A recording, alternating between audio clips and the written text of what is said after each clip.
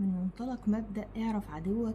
فأنا فكرت الفترة اللي فاتت دي احنا كلنا عمالين نشوف فيديوهات للأطفال الفلسطينيين، اللي خليك أشهد أن لا إله إلا الله. المستشفى، واللي بتقول احنا ربنا حطنا في امتحان ولازم نصبر عليه وربنا عايز يشوفنا هنستحمل الامتحان ده ولا لأ.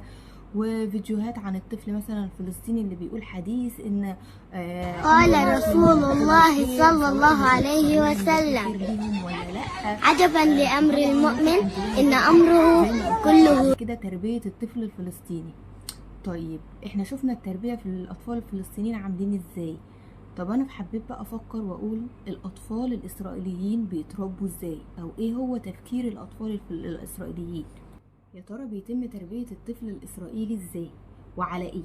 لقيت ان الطفل الإسرائيلي بيهتموا جدا بتعليمه، يعني الأطفال من أول 3 سنين لحد سن ما قبل الجامعة لازم يتعلموا، عندهم التعليم إجباري وبالمجان.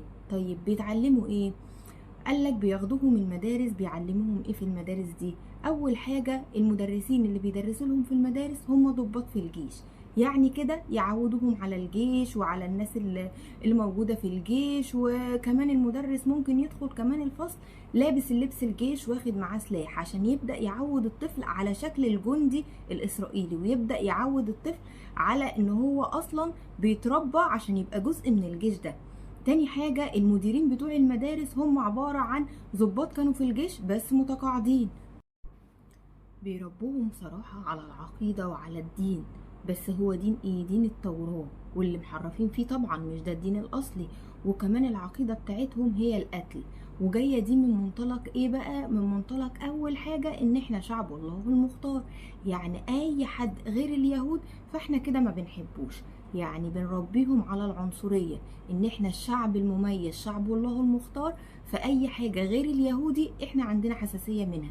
ما بالك بقى من اي حد عربي او مسلم، فهم بيطلعوهم بيربوهم على العنف وعلى الكراهية وعلى العنصرية لأي حد عربي ومسلم.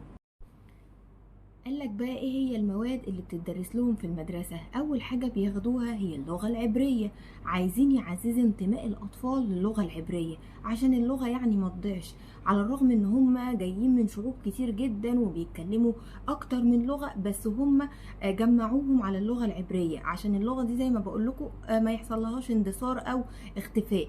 فلازم كل الاطفال في المدارس يتكلموا لغة عبرية ويعرفوها كويس جدا. تاني حاجة كمان ان هم بيدرسوا تاريخ اسرائيل، بيعرفوا ايه هو تاريخ بلدهم.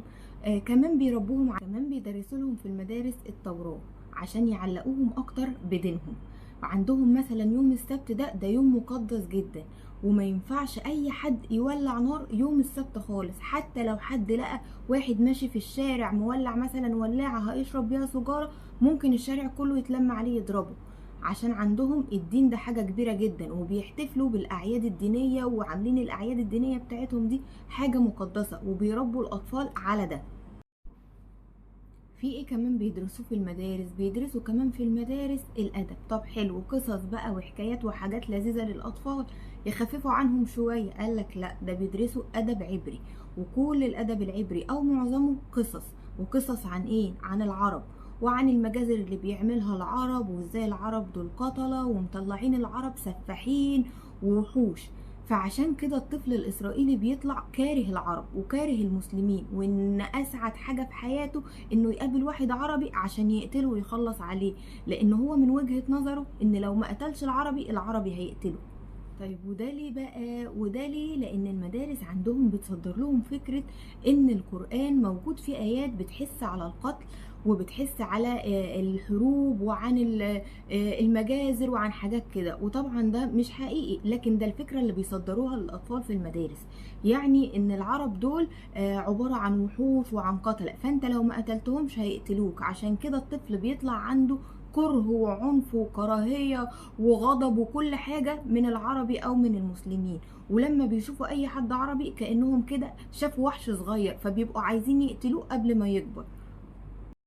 طيب اطفال وعمالين نقول لهم حرب وعمالين نقول لهم قتل وعمالين نقول لهم دول وحوش ودول هيقتلونا وهيعملونا، وبنفرجهم على الجنود الاسرائيليين وبنوريهم الجيش وبنحفظهم ان احنا لازم نقتل ولازم نعمل. طيب هياخدوهم يفسحوهم فين؟ هياخدوهم يفسحوهم بقى في جناين او في اهرامات زي ما احنا بنعمل كده رحله لاطفال المدارس، يطلعوا النيل، يطلعوا القلعه، يروحوا الاهرامات؟ لا طبعا. قالوا لك بياخدوهم ويروحوا بيهم سكنات الجيش، يفرجوهم الجيش بتاعهم عامل ازاي عشان يقووا حبهم لجيشهم. كمان بياخدوهم يودوهم المصانع الحربيه، يفرجوهم على الاسلحه اللي عندهم وعن ازاي الاسلحه دي بتتصنع وازاي الاسلحه دي بتستخدم. كمان بياخدوهم يوروهم المقابر بتاعه الجنود الاسرائيليين اللي اتقتلوا. فانتماء الاطفال وتوجههم كله من اول ما بيبقى عندهم 3 سنين ناحية الجيش. طب لو في حد من الاطفال كده عقله وزده وقال لك انا حابب اطلع دكتور او حابب اطلع اي حاجة تانية، لا، انت بتخدم الكيان. حتى لو حابب تبقى حاجة تانية، الحاجة التانية دي برضو هيبقى ليها بعلاقة بالجيش. يعني لو حابب تبقى دكتور هتبقى دكتور تبع الجيش، حابب اي حاجة الحاجة دي لازم تبقى تبع الجيش. مفيش حاجة اسمها ان انت تطلع اللي انت عايزه. انت من وانت صغير بيتم تهيئتك وبيتم خدمة كل حاجة ليك عشان تبقى موجه لحاجة واحدة بس، هو الجيش.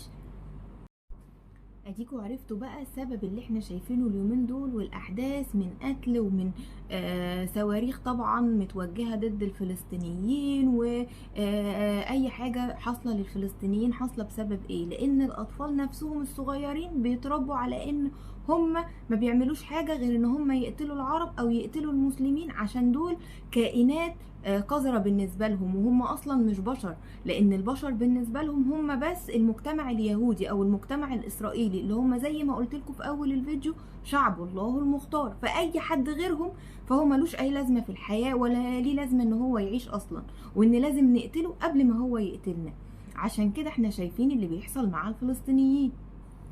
يا ريت لو لسه مكملين معايا الفيديو لحد دلوقتي تعملوا شير للفيديو، لان اكيد كل مواقع التواصل مش هتبقى حابه ان الفيديو يظهر ولا يتشاف، ومش هيوصل لعدد كبير من الناس. فتساعدوني وتعملوا شير للفيديو.